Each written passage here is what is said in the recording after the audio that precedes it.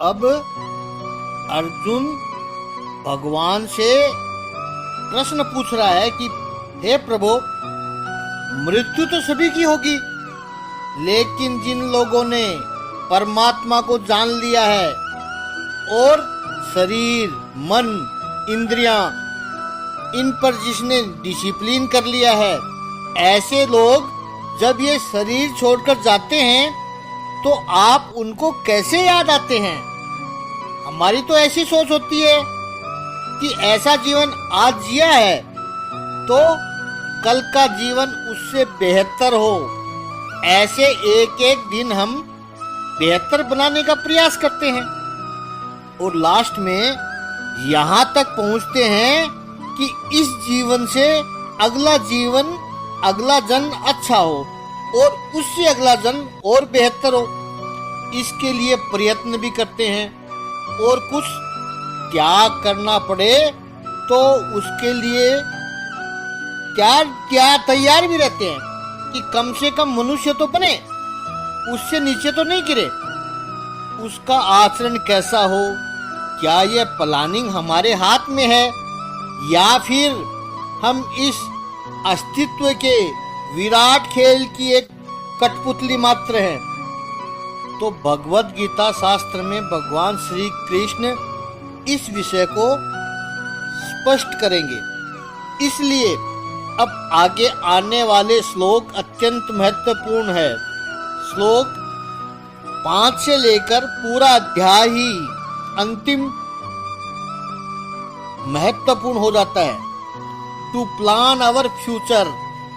हम तो इस जमाने में जी रहे हैं कि कहीं 6-7 दिनों के लिए घूमने भी जाएं तो पूरा प्लान करके चलते हैं कि फ्लाइट कैसी होगी, कहाँ रुकना है, भोजन का प्रबंध कैसा होगा।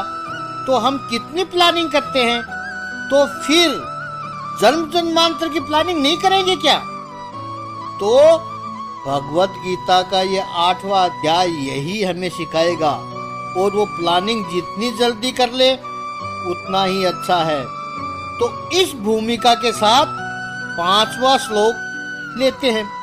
भगवान कहते हैं, हे अर्जुन, जो मनुष्य अंतकाल में भी मेरा स्मरण करके इस शरीर को छोड़कर जाता है वो मेरे स्वरूप को ही पाता है, इसमें कोई संशय नहीं है। यहाँ एक बात जरूर समझ लेनी है हमें कि अर्जुन ने अपने प्रश्न में कहा प्रयाण काले और भगवान ने शब्द प्रयोग किया अंत काले। दोनों शब्दों में बहुत फर्क है। प्रयाण होता है एक स्थान से दूसरे स्थान पर जाना, फ्रॉम ए टू बी, वो प्रयाण है। अंतकाल है फाइनल, ईश्वर में विलय। इसलिए ए टू बी से तो फिर भी वापस आना है, यानी A to B, B to C, C to D, ऐसे होता है। ये प्रयाण काल है। और अंतकाल है बस लगा दी फाइनल छलांग, वहां से अब कहीं भी नहीं जाना है, वो है अंत। अर्जुन के प्रश्न पर बात अवश्य होगी, लेकिन अर्जुन का प्रश्न छोटा है।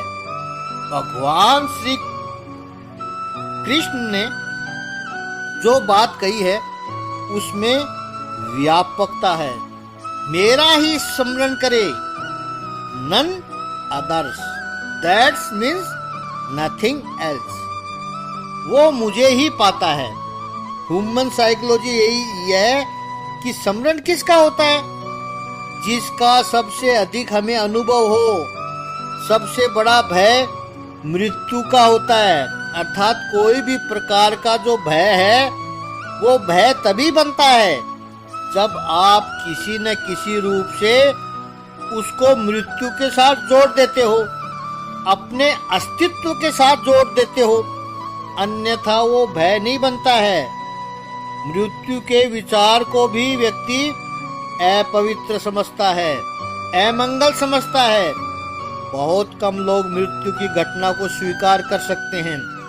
जो डर रहा है उस व्यक्ति को पॉजिटिवली मृत्यु के लिए तैयार किया जाए। अनंत की यात्रा पर निकलना है उसे।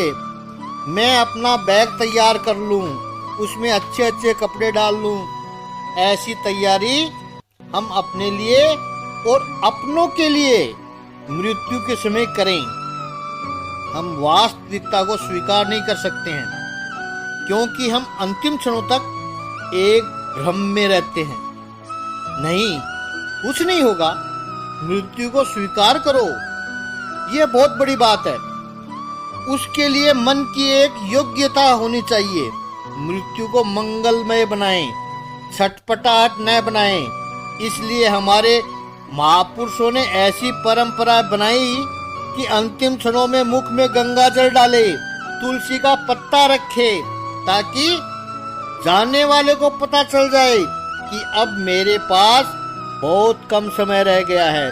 बस परमात्मा का स्मरण रखूं हर क्षण, ताकि मेरी आगे की यात्रा मंगलमय हो। उस वक्त जो भाव जगेंगे उसी को ही परमात्मा कहते हैं, मद भावै प्राप्त होगा। इसी ज्ञान को विस्तृत रूप में आपको जानना हो तो हमारे चैनल का मेन वीडियो नंबर 324 अवश्य देखें।